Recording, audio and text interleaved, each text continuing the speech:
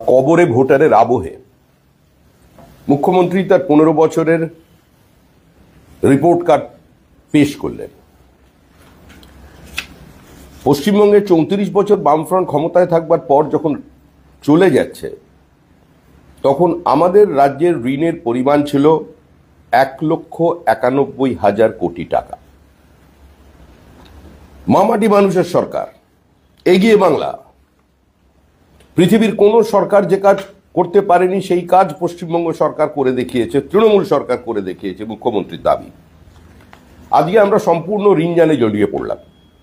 এই মুহূর্তে পশ্চিমবঙ্গের ঋণ 1,91,000 কোটি টাকা থেকে বেড়ে দাঁড়িয়েছে 7,61,000 কোটি টাকায়। মুখ্যমন্ত্রী কি করতে পেরেছেন, কি করতে পারেননি, সেটা মানুষের জানা। মুখ্যমন্ত্রী যে রিপোর্ট কার্ডই পেশ করুন না কেন, মানুষের রিপোর্ট কার্ড তৈরি করে নিয়েছে যে 26-এর নির্বাচন তৃণমূলের বিসর্জন। মানুষ তৃণমূল কংগ্রেসকে গ্রহণ করেছিল, পরীক্ষা করেছে, নিজের দেহ মন দিয়ে স্পর্শ করেছে। এখন তৃণমূলকে প্রত্যাখ্যান করার সময়। তৃণমূল চলে যাচ্ছে, তৃণমূল চলে যাবে, তৃণমূল চলে যাবেই। কোন মহাকাল মন্দির, দীঘার কোন জগন্নাথ মন্দির,